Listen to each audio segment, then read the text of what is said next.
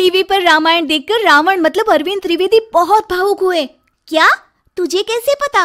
Hello app से। देख, ये है हेलो ऐप। जैसे ही आप हेलो ऐप डाउनलोड करते हो, ऊपर सर्च बार में हेलो ट्रेंड्स मिलेगा, जिसमें सभी ट्रेंडिंग न्यूज, वीडियोस, आर्टिकल्स मिलेंगे। उससे आप डे टू डे इन्फॉर्मेशन से अपडेट रख सकते हैं।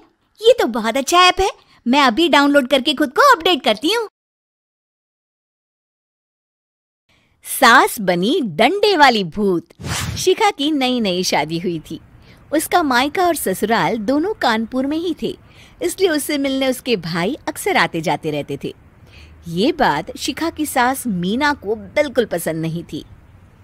मम्मी जी, आज राहुल भैया आ रहे हैं। कौन? तेरे चाचा का लड़का? जी मम्मी जी। अरे पर वो तो दिल्ली में रहता है ना? हाँ मम्मी जी, उन्हें कल सुबह दिल्ली के लिए निकलना है, तो वो आज मुझसे मिलते हुए कल सुबह यहीं से निकल जाएंगे। हमने तो धर्मशाला खोल रखी है ना। कुछ कहा क्या मम्मी जी? मैंने कहा हाँ हाँ, आने दे तेरे भैया को, जमकर खातिरदारी करेंगे। अब तो कुछ करना ही पड़ेगा, इससे पहले कि मेरा घर धर्मशाला बन जाए। ये कैसी बातें कर रही हो मीना? सच ही तो कह रही हूँ। अभी इसकी शादी को साल भर भी नहीं हुआ और आए दिन इसके घर वाले आ धमकते हैं। अरे तो क्या हुआ, वो इसी शहर में रहते हैं तो हाल चाल लेने आ जाते हैं। इस बार मैं उनका हाल और चाल दोनों ही बिगाड़ दूंगी। अब बहुत हो गया जी। अरे ये कैसी बातें कर रही हो? हे भगवान, बस आप तो देखते जाइए। शाम को राहुल आता है। नमस्ते आंटी, कैसे हैं आप लोग? हम लोग तो ठीक है, तुम कैसे हो बेटा? मैं भी अच्छा ही हूँ आंटी। बस आज रात के बाद नहीं रहोगे। चलिए भैया, मैं आपको हमारा घर दिखाती हूँ। रात में खाने के टेबल पर शिखा, रोहित कहीं दिखाई नहीं दे रहा। जी भैया, वो ऑफिस के काम से बाहर गए हैं, कल शाम तक आएंगे। अच्छा अच्छा। बेटा, क्या तुम भूत प्रेत में मानते हो? नहीं नहीं आंटी जी, पर अचानक आपको ये ख्याल कहाँ से आ गया? पता नहीं क्यों, कभी कभी मुझे लगता है जैसे रात के समय बैठक में कोई घूमता रहता है। ये आप क्या कह रही हैं मम्मी जी? हाँ, तुम लोग घबरा ना जाओ, इसलिए मैंने आज तक इस बारे में कुछ नहीं कहा। ये आपका वहम होगा आंटी जी, ऐसा कुछ नहीं होता। हो सकता है। चलो अब मेरा सोने का टाइम हो गया है तो चलती हूँ मैं। शिखा बेटा, राहुल के सोने की व्यवस्था वहीं दीवान पर कर देना। जी पापा जी। अब चलिए भी।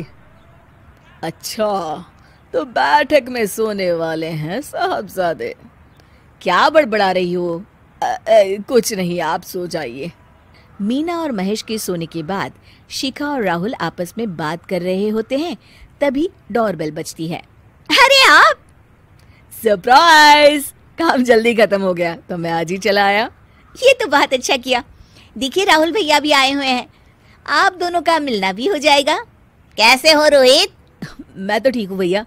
शिखा, मैं भी आज यहीं सो जाता हूँ, राहुल भैया से बातचीत भी हो जाएगी। अच्छा अच्छा, ठीक है।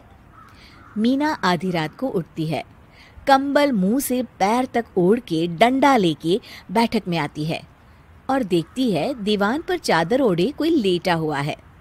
देखो तो कैसे मजे से सो रहा है बहन के ससुराल में। मीना ताबड़तोड़ 4-5 डंडे मार देती है। अरे मर गया! अरे बचाओ बचाओ, कौन है? मीना जल्दी से अपने कमरे में भाग जाती है।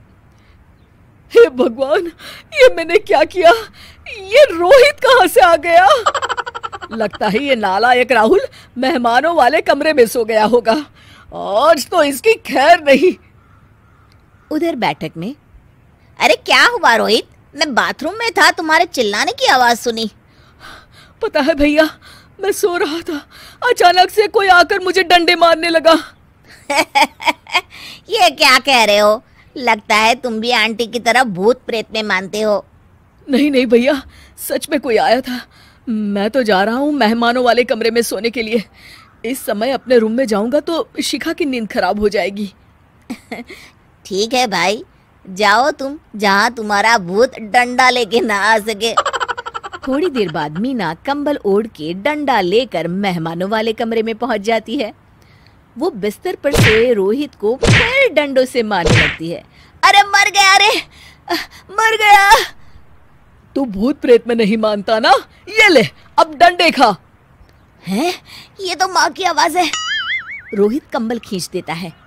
बेटा तू? अरे ये क्या कर रही हो माँ? मार मार के मेरा भरता बना दिया आपने। माफ कर दे मेरे लाल, मैंने तो तुझे ही मार मार के लाल कर दिया। मैं तो उस राहुल के बच्चे को सबक सिखाना चाहती थी। राहुल भैया को?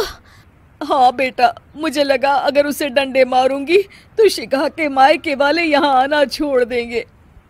हे भगवान, माँ ये घर शिखा का भी है, उसके घर वाले जब चाहे आ सकते हैं।